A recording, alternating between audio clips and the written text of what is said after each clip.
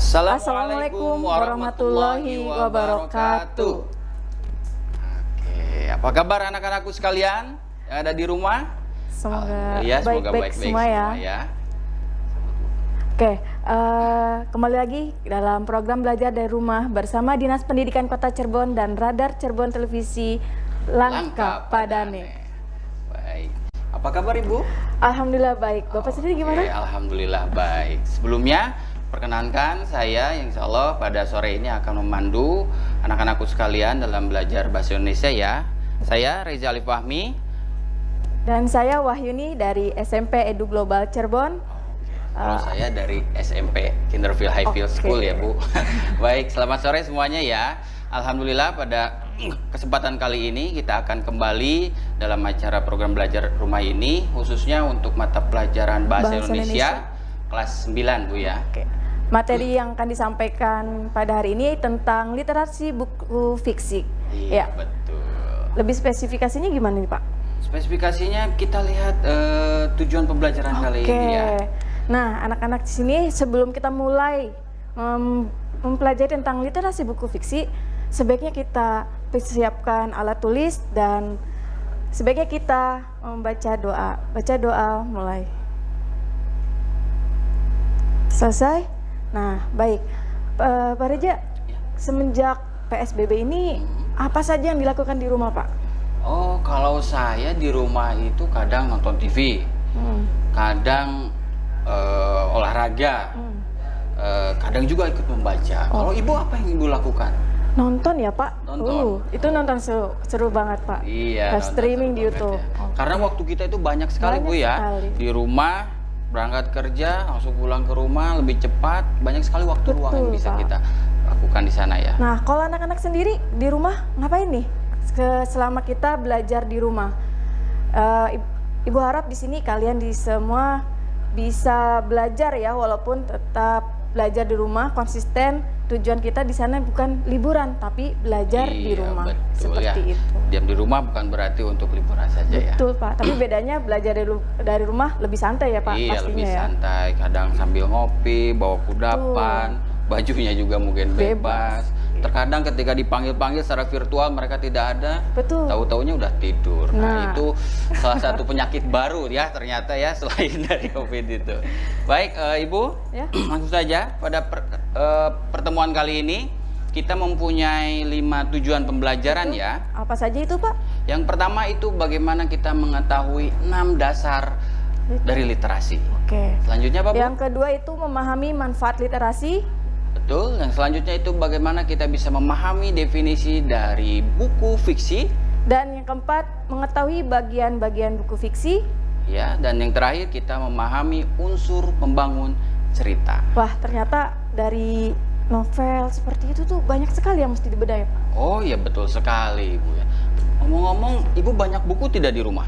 Banyak Bapak. Oh banyak, karena alhamdulillah. Membaca itu salah satu hobi ya Pak. Wah, semakin banyak membaca ya, itu semakin banyak pengetahuan yang kita dapat. Wah, luar biasa, perlu dicontoh. Kalau dong, kalau anak-anak sendiri gimana? Kalau di rumah ada koleksi buku minimal di pojok kamar gitu. Pojok kamar ada, saya kira banyak ya sekarang anak-anak, ada yang bentuknya bukunya dicetak, ada yang bentuknya sekarang digital Bu ya, banyak sekali. Baik Bu, literasi ini sudah banyak sekali ya. Diulang-ulang literasi. Literasi itu apa ya Bu ya? Literasi itu sebenarnya banyak sekali ya Pak. Kita mulai dari yang dasar dulu. Literasi adalah kemampuan seseorang dalam mengolah dan memahami informasi saat melakukan proses membaca dan menulis. Itu konsep dasarnya Pak. Tetapi dengan berkembangnya zaman, berkembangnya teknologi, jadi berkembang itu literasi itu. Nah, literasi itu dulu definisinya kemampuan baca tulis. Tapi saat ini literasi mengalami perubahan dan perkembangan, yaitu literasi sudah digunakan dalam arti yang lebih luas lagi. Wah, mantap sekali. Nanti kita bahas sesi itu di 6 dasar literasi. Oke, mantap. Jadi istilah literasi itu bagaimana kita ngambil informasi, baik itu bentuknya bahasa, angka, baik itu secara digital ataupun tidak ya, lisan ataupun tulisan, lalu kita bisa menerjemahkan itu dengan baik. Betul Pak. Nah, kita di sini budayakan literasi itu tujuannya apa? supaya kita terhindar dari hoax. Seperti itu. Betul. Dan banyak sekali kan. Penipuan ya. Betul. Nggak hanya penipuan, dari broadcast atau informasi-informasi berita dan lain sebagainya. Kalau kita tidak cerdas, kita tidak mendalami itu bagaimana, bisa-bisa kita termakan dengan hoax. Iya betul ya. Jadi anak-anakku sekalian, apalagi sekarang zamannya digital ya, banyak sekali seliweran berita-berita yang tidak jelas benar atau tidaknya. Nah, diharapkan dengan berliterasi ini itu melatih kemampuan kita bisa menentukan, menyaring informasi mana saja yang perlu kita sebarluaskan atau cukup dari diri kita. Baik, selanjutnya 6 literasi dasar. Oke, yang pertama apa, Bu? Literasi baca dan tulis. Mungkin kali ini kalian sudah biasa literasi baca tulis. Salah satunya kita membaca, kalau di dalam kegiatan KBM itu biasanya ada kegiatan membaca literasi selama 15 menit. Iya, 15 menit atau dalam 1 minggu biasanya diharuskan ya Bu ya? Betul, kita ada menargetkan buku yang sudah dibaca, kemudian dibahas, dan luar biasa sekali Bu ya. Nah, di sini baca tulis literasi itu tidak hanya dalam buku bacaan saja, tapi kitab suci Al-Quran atau yang lainnya juga bisa Pak. Sebagai orang yang beriman tentu saja kita harus terbiasa dan sangat harus Bu ya dalam sehari-harinya itu untuk membaca kitab suci Al-Quran ataupun kitab suci yang lainnya sesuai dengan keyakinannya masing-masing. Yang kedua itu numerasi. Apa sih Pak? Numerasi ya Bu. Numerasi. Numerasi itu berarti kita literasi dalam artian memahami angka-angka Pak. Angka-angka. Nah, untuk adik-adik dan anak-anak kelas 8 kita mulai nih diasah literasi numerasinya. Seperti itu, persiapan untuk AKM. Ya, itu program baru dari Kementerian Pendidikan. Itu diadakan di kelas 8 untuk jenjang SMP. SD itu kelas berapa Bu? Kelas 5. Kelas 5 dan SMA itu ada kelas 11. Kelas 11. Seperti itu. Yang ketiga, sains. Betul. Literasi sains ini, nah ini sangat-sangat up to date Pak. Up to date? Ya, sains terbaru. Seperti halnya yang sekarang lagi booming, yaitu adanya mewabah virus corona. Virus corona. Itu merupakan salah satu literasi sains seperti itu. Jadi kita mempelajari hal-hal seperti itu ya. Apa penyebabnya? Bagaimana pencegahannya, penularannya, seperti itu. Saya jadi ingat pesan bapak saya. Apa gitu Pak? Di zaman pandemi ini, ada yang tahu? Yang pertama apa? Oh iya, memakai masker. Memakai masker dimanapun ya, apalagi keluar rumah. Betul. Yang kedua pesan bapak itu apa Bu? Social distancing, jaga jarak. Social distancing, jaga jarak. Jaga jarak jangan lupa ya. Yang ketiga? Cuci tangan dengan air yang mengalir dan sabun. Kok Ibu tahu ya pesan bapak saya ya? Karena itu pesan mama saya juga Pak. Saya gitu. Mungkin yang lain juga anak-anak yang di rumah sama ya, mamanya yang orang tuanya sama. Seperti itu. Seperti itu ya. Dan yang keempat itu ada literasi digital ya. Betul. Karena sekarang itu anak-anak kita itu hidup di zaman yang sangat canggih. Segala sesuatu tinggal tunjuk. Datang. Sentuh. Oke, gitu ya. Lapar, pilih-pilih. Langsung datang. Tanggal cantik 12-12, siap-siap nih ibu-ibu, itu biasanya. Ya tinggal segala sesuatu itu bisa dengan mudah kita dapatkan. Nah di sini literasi digital itu sebenarnya kita bagaimana sangat dituntut untuk cerdas memakai digital. Misalnya gini, jangan sampai teknologi yang menguasai kita, tapi kita harus yang menguasai teknologi. Begitu, betul Pak. sekali Bu ya, jangan sampai kita yang mau disuruh-suruh teknologi. Contohnya Bu? Contohnya misalnya gini, anak-anak salah satu kegiatan kalian selama di rumah Pak, salah satunya pasti main game, bener nggak? Mabar Bu, apa itu mabar? Main bareng ya kalau nggak salah ya. Itu seru sekali itu. Iya. Tapi ingat di situ ada batasannya. Kapan kita main game dan kapan kita belajar. Jangan sampai kita dikuasai oleh game, tapi jong gitu. Iya. Jangan sampai seperti itu ya. Terlebih sekarang ketika saya pergi ke suatu tempat dan di sana banyak anak-anak, tiba-tiba anak-anak suka gerak-gerak sendiri badannya. Itu apa itu? Apaan sih itu ya? Gejala begitulah. Yang begitu-begitu ya. Jangan-jangan salah satunya Bapak juga? Saya tidak. TikTok ya namanya kalau tidak salah ya. Banyak sekali aplikasi-aplikasi yang menghibur intinya, tapi itu kita gunakan sebagai hiburan. Hiburan itu artinya bukan menjadi pekerjaan yang rutin ya. Kalau tiap hari bangun tidur, buka langsung, siang juga, malam juga, itu jadi rutinitas Bu, bukan jadi hiburan. Awas kena sindrom ya Pak? Ya, awas kena sindrom. Hati-hati, waspadalah. Baik, yang selanjutnya itu ada literasi finansial, dan terakhir itu ada literasi budaya dan kewarganegaraan. Seperti itu. Seperti itu ya, itu 6 dasar literasi yang hampir setiap sekolah itu terus menggaungkan. Nah, di sini tujuannya apa sih Bu kita berliterasi itu Bu? Tujuannya itu salah satu membantu meningkatkan pengetahuan masyarakat dengan cara membaca berbagai informasi yang bermanfaat. Sini maksudnya tidak hanya peserta didik, tapi ibu-ibu dan bapak-bapak ketika mengalami PSBB jenuh, kita mau ngapain nih? Salah satunya kita bisa berternak lele atau bercocok tanam. Kita lihat searching di Google, itu salah satu. Ya? Nah, itu merupakan literasi. Saya juga buat hidroponik Bu di rumah. Kemarin baru panen. Apa itu Pak? Itu bayam hijau. Sekarang bayam merah. Itu mudah sekali sebenarnya. Tapi kok tidak nyampe ke rumah saya ya Pak? Oh, saya belum tahu alamat Ibu di mana. Oh, begitu.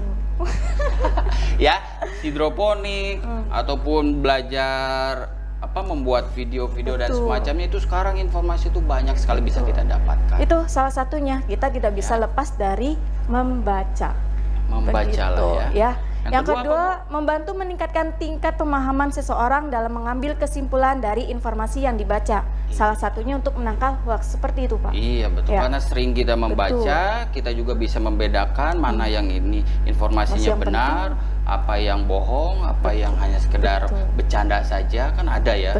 Itu biasanya banyak tuh di aplikasi WhatsApp ya, di grup, ada sekian banyak grup, beritanya itu aja sebenarnya ya, dikirim dari grup ini, grup sana, grup sini, grup situ. Tapi kita harus bisa benar-benar menyaring segala informasi. Oke, yang selanjutnya itu yang ketiga, meningkatkan kemampuan seseorang dalam memberikan penilaian kritis terhadap suatu karya tulis. Kritis di sini maksudnya yaitu kita berpikir kritis untuk menanggapi suatu karya seseorang, apakah itu plagiat atau bukan. Nah, iya, kita juga memberikan penilaian, beropini disertai dengan argumen-argumen. Betul. Yang baik dalam diri seseorang. Life skill ya Pak. Life skill ya. Bagaimana kita menghormati orang tua, kita menghormati sesama teman, cara berbicara kepada orang tua, kepada guru, kepada teman sesama. Terlebih sekarang bahasanya itu, waduh luar biasa. Banyak bahasa prokem yang kurang gimana ya Pak? Mau ke siapapun menggunakan bahasa yang itu kurang baik ya, karena bahasa itu selain kita menggunakan bahasa yang benar, kita juga harus menggunakan bahasa yang baik atau bahasa yang santun. Karena bahasa itu merupakan cerminan diri kita sendiri. Oh iya, betul, luar biasa sekali. Itu kalimat motivasi. Baik, selanjutnya itu ada kelima itu meningkatkan nilai kepribadian seseorang melalui kegiatan membaca dan menulis. Nah Pak, salah satu hobi Bapak kan di rumah membaca, berarti salah satu hasilnya pasti ada tulisannya. Ada juga, bisa kalau mau lihat datang ke rumah saya, di sana insya Allah ada beberapa karya yang baru sedikit sih, saya malu sebenarnya, berbeda dengan Pak Cecep mungkin ya, beliau sangat luar biasa sekali, menginspirasi sekali, jago menulis, guyonannya bagus-bagus di tulisannya itu ya, keren sekali. Ibu pernah saya nulis, alhamdulillah sudah nulis 2 buku, baru 2 buku. Alhamdulillah 2 buku loh. Judulnya apa Bu? Sukses Berbisnis Online dan Media Pembelajaran untuk Paket B. Seperti itu. Siapa yang mau jago berbisnis, hubungi Bu Wahyu. Kita sama-sama belajar lebih tepatnya. Sama-sama belajar. Oke, yang keenam yaitu menumbuhkan dan mengembangkan budaya literasi di tengah-tengah masyarakat secara luas. Mungkin di sini kita bisa mencontoh masyarakat Jepang. Dimanapun mereka berada, yaitu bukan HP tapi buku. Buku ya tidak apa-apa, mungkin sekarang bentuknya kan digital HP. Tapi di mana HP depan layar senyum-senyum sendiri ya. Atau yang tadi Bapak bahas tadi yang begitu. Lawan itu semua ya. Dari mulai anak kecil, orang tua jangan terlalu membiarkan anak-anaknya, khawatirnya mereka jadi edik tuh istilahnya itu kecanduan seperti sama itu. Teknologi yang seperti itu. Yang terakhir itu membantu meningkatkan kualitas penggunaan waktu seseorang sehingga lebih bermanfaat, yaitu tadi Ya. Waktu kita terbatas, sehari 24 jam. Sehari 24 jam kita harus tahu nih berapa persen waktu kita untuk megang HP. 8 jam tidur, 8 jam melek, 8 jam apa? Sisanya yang bermanfaat ya Pak? Yang bermanfaat dong ya. Itu. Jadi jangan sampai terus seperti itu. Baik, tentu saja manfaatnya pun banyak ya dari literasi ini. Baik, itu tadi tetap di RCTV Langkah Padane. Kembali lagi dalam program Belajar dari Rumah dengan Dinas Pendidikan Kota Cirebon dan RCTV Langkah Padane. Mantap sekali ya, RCTV punya Langkah Padane. Iya, kalau bahasa Indonesia juga punya loh, Bu. Apa itu, Pak? Jadi kalau saya katakan Indonesia, Ibu katakan hidup. Oke. Kalau saya katakan hidup, Ibu katakan Indonesia. Oke, saya lebih ramai lagi kalau anak-anak yang di rumah juga ikutan ya. Iya dong. Walaupun ya. Kita secara online tapi tetap. Iya ya. Hati di rumah kita sama. nih para pecinta BTS, Suju mungkin barangkali ada. Biasanya suara-suaranya lebih teriak ya. Betul. Kita coba sekarang ya, Indonesia. Hidup. Indonesia. Oke. Mantap sekali ya. Walaupun sore mendung-mendung kita harus tetap semangat, Pak. Semangat dong. Apalagi teman secangkir kopi. Wah, kopi. Cemilannya, Ya. aduh mantap makanya sekali ya. nggak salah kalau misalkan lagi PSBB gini berat badan tambah. Oke. Timbangan tambah ke kanan. Iya ya. Yuk kita fokus lagi. Apa itu, Bu? Apa ya, Pak? Anatomi itu, Pak? Anatomi, buku fiksi anatomi. Kalau saya ketika membaca anatomi itu langsung pikirannya itu ke rumah sakit, putih-putih, ada serem suntikan, juga ya? Serem ya? Darah-darahan kayak gitu lah, Bu. Bener tidak, Bu? Iya Anatomi. sih, yang saya pernah dengar itu anatomi itu seperti itu. Tapi kenapa bisa masuk dalam buku fiksi seperti ini ya, Pak? Nah, ketika anatomi itu dokter yang biasa membedah, kita juga belajar bagaimana bisa membedah sebuah buku. Oh, jadi kita membedah gitu, Pak, bukunya. Iya, yang kita bedah itu buku, bukan dibedah, disobek, bukan. Nah, barangkali kan kebanyakannya anak-anak itu kalau megang buku baru 1 menit, langsung tidur gitu, Pak. Langsung tidur. Nah, itu mungkin karena belum terbiasa, begitu. Kebiasaannya mabar, bermain dan semacamnya, ketemu buku, langsung ngantuk. Padahal kalau kita udah terjun ya, Pak, langsung. Imajinasinya itu sangat main. Ya, seperti ini, anatomi. Jadi uraian mendalam tentang suatu. Ya, terserah apa yang akan dibedahnya, yang akan kita kupas tuntasnya. Pada kesempatan kali ini kita akan membedah bagaimana caranya kita membedah suatu buku. Untuk apa? Agar kita tahu isi buku itu ada apa saja. Kalau manusia ada apa saja, Bu? Banyak ya, Pak. Kalau ketika dibedah ada bagian kepala, bagian badan, mungkin ketika di buku ada lagi. Nah, ibaratnya seperti itu. Kali ini kita bagaimana caranya bisa membedah suatu buku. Buku apa, Bu, yang akan kita bedah? Kita lebih bedah buku fiksi, Pak. Fiksi. Betul. Apa itu fiksi? Di sana tertulis buku fiksi itu cerita berdasarkan hayalan atau pikiran. Bisa jadi seperti itu. Bisa, Pak. Kalau kita lihat SpongeBob mungkin imajinasi. Oke, SpongeBob sama Patrick imajinasi. Makanya itu kalau sudah masuk ke imajinasi kita nggak bisa membatasi. Oh iya, betul ya. Nah, kita akan berbicara tentang buku fiksi, anatomi buku fiksi, betul kan? Nah, mantap. Ini gambarnya setelah mengerti ya. Jadi anatomi buku disebut sebagai bagian-bagian buku yang saling melengkapi satu sama lainnya sehingga tercipta sebuah buku yang utuh. Nah, jadi buku itu tentu saja punya unsur-unsurnya ya, harus utuh. Ada bagiannya, jangan sampai ada salah satu bagian yang tidak ada. Betul. Nanti informasi yang ada dalam buku itu terpotong secara manusia tanpa kepala. Oh, seram sekali, Bapak. Seram sekali. Manusia tanpa apa ya? Tanpa kaki. Iya, itu kan tidak baik. Jadi harus utuh semuanya. Supaya berfungsi satu sama lain. Iya, betul. Itu kenapa juga setiap buku itu harus ada. Nah, ini adalah bagian-bagiannya. Ada apa saja, Bu, di sana, Bu? Yang pertama yaitu halaman pendahuluan atau preliminaris. Ya. Yang kedua, Pak? Ada text matter atau bagian isi dari sebuah buku. Dan yang terakhir bagian akhir buku yaitu postliminaris. Seperti itu. Betul. Jadi secara singkatnya buku non fiksi ini dibagi menjadi 3 bagian. Pendahuluan atau awal, betul. langsung isinya, dan yang ketiga itu tentu saja penutupnya. Nah, kita akan lebih tahu kupas tuntas bagian awal atau pendahuluan itu apa sih isinya? Apa Pak? Coba yang kita lihat. Yang di situ apa aja itu di dalamnya? Yang terakhir bagian akhir itu ada apa sih? Betul. Jadi kira-kira bagian awal itu apa, Bu? Nah, biasanya kalau di awal itu kan ada cover. Cover? Nah, ini kita bagian halaman dulu. Pertama kita lihat buku itu ada halaman judul. Judul? Betul, ya. Apa? Halaman terdepan itu dalam sebuah buku setelah cover berisi judul utama buku dan letak di sebelah kanan. Seperti itu.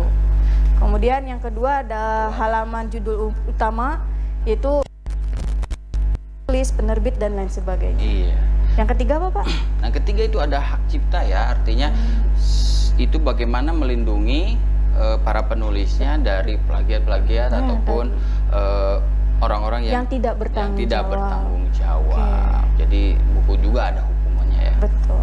Nah, yang selanjutnya itu halaman persembahan. Biasanya halaman ini terletak di sebelah kanan dan berisi tentang persembahan buku tersebut untuk seseorang yang spesial. Wah, buku Ibu waktu itu dipersembahkan untuk siapa? Untuk orang tua, Pak. Untuk orang tua yang bisnis online. Betul. Oke, yang kedua? Yang kedua itu untuk anak-anak murid saya yang tercinta. Oh, luar biasa sekali. Beruntung sekali murid-murid Ibu ya. Dan yang terakhir itu ada halaman prakata. Apa itu ini prakata? Biasanya prakata itu agak bingung atau membedakannya dengan kata pengantar biasanya, Bu ya. Oh, betul. Kalau prakata itu yang menulisnya itu penulis itu sendiri. Ya, bagaimana dia menuliskan, misalnya kenapa buku ini prosesnya bagaimana, buku ini peruntukan untuk siapa. Nah, berarti kata pengantar dengan prakata itu beda ya, Pak? Itu berbeda. Kalau kata pengantar itu ibaratnya kalau kata pengantar itu yang menulis itu orang lain. Misalnya Ibu kesini diantar atau tidak? Diantar, Pak. Sama siapa? Sama adik. Sama orang lain kan? Nah, begitupun kata pengantar. Itu pun yang nulisnya itu orang lain, diantarkan oleh orang lain, memberikan opini atas buku yang kita tulis dan memberikan penilaian. Nah, kalau dalam fiksi itu biasanya ada prakata. Prakata itu yang dituliskan oleh diri sendiri. Berarti sekarang sudah bisa anak-anak ya membedakan antara kata pengantar dengan prakarta. Ini contoh-contohnya ya. Di situ ada Cinta apa, Bu? Brotosonus. Iya, siapa penulisnya? Raditya Dika. Ini mungkin dia penulis jenaka ya. Isinya itu banyak sekali kelakar-kelakar. Balik lagi, imajinasi. Dahulunya dia menulis di blog dan banyak sekali, lalu dia dibukukan. Sekarang dia menjadi seorang stand up komedi ya. Betul, Pak. Masih di sana kan di rumah anak-anak? Fokus? Iya, minum dulu dong, makan dulu kudapannya ya. Kalau boleh ajak orang tua, nenek, kakek semua ikut belajar di sini ya. Karena literasi untuk umum semuanya. Baik, Bu, untuk bagian tengah itu tentu saja isi dari buku itu sendiri ya. Ceritanya bagaimana? Apakah itu ceritanya tentang penyihir Harry Potter, apakah ceritanya tentang 10 orang anak yang mau bersekolah. Ingat filmnya? Yang dari Belitung bukan, Pak? Iya, betul, dari Belitung. Anak-anak ada yang tahu itu judul novelnya apa ya? Novelnya apa? Selain dinovelkan sudah difilmkan juga ya, Pak? Iya, betul. Oh, betul, Bu, ada yang chatting ke saya, dibacakan Bapak Cecep tadi. Apa namanya? Laskar Pelangi. Nah, ini seperti ini contohnya ya. Betul, Pak. Di sini contohnya Laskar Pelangi. Saya bacakan hanya sekedarnya saja ya. Jadi isi buku itu adalah isi dari cerita buku itu. Kalau misalkan novel ya ceritanya, bisa bab ataupun persubab. Bab pertama, 10 murid baru. Pagi itu, waktu aku masih kecil, aku duduk di bangku panjang di depan sebuah kelas. Sebatang pohon filisium tua yang rindang meneduhiku. Ayahku duduk di sampingku, memeluk pundakku dengan kedua lengannya dan pada setiap orang tua dan anak-anaknya yang duduk berderet-deret di bangku panjang lain di depan kami. Hari ini adalah hari yang agak penting. Hari pertama masuk SD. Ini ya, bagaimana kita diberitahukan perjuangan dari 10 orang anak. Diawali di sini saja kita bisa langsung dia ajak bagaimana latar di sana, kondisi di sana. di Belitung ya, duduk di pangku panjang. Nah seperti ini.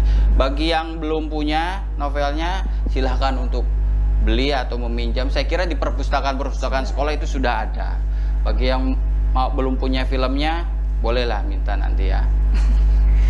Baik, ini adalah isi buku ya. Di isi buku itu tentu inti dari buku itu sendiri. Berarti Pak, kalau inti buku itu ada pendahuluan alur seperti itu ya Pak? Iya betul. Jadi ini kan seperti ini pengenalan itu ya Pak? Pengenalan tokohnya kan yang dikenalkan terlebih dahulu. Betul. Konfliknya, tentu tadi. Berarti latar dan semuanya. Iya, ada di sana semuanya. Oke. Bu. Ya, di sini bagian akhir ya. Nah, anak-anak tetap fokus kan ya? Iya dong. Yel dulu Pak. Oh, yel dulu dong. Silakan Pak, yel. Indonesia. Hidup Indonesia. Oke, semangat dong. Ya. Oke, di sini bagian akhir dari bedah buku yaitu bagian akhir postliminaris. Ya, di sini adalah berisi tentang penulis. Penulis di sini adalah riwayat hidupnya dan karya-karya yang ditulis oleh penulis tersebut. Iya, begitu betul Pak. Sekali. Jadi di akhir buku itu dikenalkan siapa yang menulis buku ini. Nah, memangnya karyanya ada yang lainnya. Barangkali dia mau juga. Betul. Kita juga mau membaca karya-karya yang lainnya. Seperti ini, tahu siapa Risa? Dia yang menulis buku-buku yang saya kira cukup menyeramkan. Apa itu Pak? Serem Bu. Ada judul itunya apa? Tentang yang apa namanya, bisa menerawang, bisa berbicara dengan makhluk halus. Serem Bu. Kalau Ibu mau baca, mistis sekali. Saya dengarnya saja sudah merinding Pak. Apalagi membacanya masih mending saya membaca buku yang lain. Yang lain. Takut Bu? Sama, saya juga takut. Ada juga kalau nggak salah, tidak tahu ini sempat difilmkan atau tidak ya, buku-bukunya ya. Kalau tidak salah ada juga yang pernah difilmkan. Ya. Jadi di sana diriwayatkan, dituliskan riwayat tentang penulisnya. Mau ada fotonya ataupun tidak itu tidak masalah, terserah ya suka-suka penulisnya. Kalau mau narsis ya boleh, enggak pun tidak masalah. Oke, berarti itu opsional ya Pak? Opsional. Mau dikasih foto silakan, tidak juga nggak apa-apa ya? Tidak apa-apa. Ibu waktu itu ada fotonya tidak? Oh ada dong. Lagi ngapain? Lagi jualan online? Bukan. Ya, karena katanya tak kenal maka tak sayang tuh. Jadi supaya pembaca itu tahu lebih yang baik ini pakai fotonya aja ya, biasanya itu lebih bagus. Betul. Juga. Baik, itu ya 3 bagian penting dari sebuah buku fiksi. Dan selanjutnya ini ada unsur pembangun teks cerita. Iya. Berarti nggak hanya rumah ya Pak? Iya. Buku pun ada ya Pak? Buku pun ada, rumah ada pintu, ada jendela, ada fondasinya. Begitupun dalam sebuah cerita. Kalau tidak ada itu, maka ceritanya tidak akan sampai, tidak akan selesai. Misalnya tidak ada tokoh, siapa dong? Mau nyeritakan apa? Iya betul. Gak ada tokoh, tidak ada latarnya, dia di mana itu kita menceritakan tokoh itu? Berarti seperti perannya garam dalam masakan. Iya betul ya. Di sini ada unsur intrinsik dan ada unsur ekstrinsik. Apa itu intrinsik Pak? Intrinsik itu unsur yang bisa kita dapatkan dari cerita itu sendiri, bisa kita temukan. Salah satunya ada tokoh dan tentu saja penokohannya, dan ada tema. Terus ada apa lagi Bu? Ada plot atau alur. Nah, plot alur ini ada 3 jenisnya. Ada plot maju, ada plot mundur, ada plot campuran. Seperti itu. Maju mundur, cantik. Nah, itu Sari nih ya Bu ya. Oke, gitu. Selanjutnya itu ada setting atau latar, artinya di mana cerita itu terjadi. Kapan dan bagaimana suasana. Pernah nggak anak-anak di rumah kalau misalkan baca novel itu sambil nangis atau sambil ke bawah suasananya? Nah itu kalian sudah tenggelam dan sudah masuk ke dalam latar suasana seperti itu. Sudah menikmati. Apalagi sampai nangis, seguk-segukan. Jadi jangan sampai nangis karena melihat dia dengan dia juga tidak tahu status X-nya barangkali, dia udahlah, jangan dulu pacaran ya. Betul, kita fokus belajar. Fokus dulu kan untuk hal-hal yang lebih keren lagi. Selanjutnya itu ada sudut pandang. Sudut pandang itu bagaimana kita menceritakan kisahnya itu, apakah menjadi tokohnya ataupun kita tidak menjadi siapa-siapa di sana. Baik.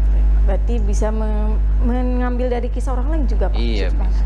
Oke. Selanjutnya itu ada gaya bahasa. Apa sih Bu gaya bahasa itu? Gaya bahasa itu penuangan kata-kata kita dalam novel tersebut. Bisa berbentuk narasi, bisa berbentuk dialog seperti itu. Ada juga majas-majasnya. Nah, majas-majas gaya bahasa. Air mata gaya bahasa itu ada dalam gaya bahasa. Yang selanjutnya itu amanat. Tentu saja dalam sebuah cerita biasanya dia memberikan informasi, tidak hanya bercerita saja, melainkan mungkin juga ada amanat yang ingin disampaikan baik secara langsung ataupun tidak langsung. Apa sih Pak amanat itu Pak? Apa ya Bu ya? Amanat. Misalnya ketika kita melihat atau membaca cerita Laskar Pelangi itu, hal apa saja yang bisa kita jadikan petunjuk atau motivasi untuk melakukan hal yang lebih baik lagi. Tetap semangat dalam belajar. Tetap semangat dalam belajar meskipun kondisi jauh ada yang berapa kilometer, 40 kilometer Bu ya? Bolak balik dalam ceritanya. Belum lagi dihadang buaya. Dihadang buaya. Aduh, repot, saya mau belajar dihadang buaya. Bagaimana? Repot ya. Apakah makanya anak-anak di rumah jangan sampai patah semangat walaupun sedang musim pandemi ini. Oke. Selanjutnya Pak? Ada ekstrinsik, itu ada latar belakang masyarakat, artinya bagaimana di luar kondisi, maksud saya apa yang terjadi dalam buku itu, tahun dan waktunya, apakah ada terjadi juga dalam kehidupan nyata atau tidak. Dan selanjutnya itu ada latar belakang penulis, apakah dia latar belakang sebagai penulis ataupun yang lain. Oke. Itu Bu? Oke Pak. Waduh. Jadi tertarik ini Pak? Iya dong, harus tertarik ya, harus rajin, semakin rajin untuk membaca buku. Baik anak-anakku sekalian, untuk memantapkan lebih lagi tentang materi yang kita pelajari hari ini, nanti guru-guru itu akan langsung mengirimkan tautan untuk soal yang untuk bisa dijawab. Nah, itu saja mungkin Bu ya? Ya. Untuk hari ini, dan ingat pesan Mama sekarang, apa saja pesan Mama?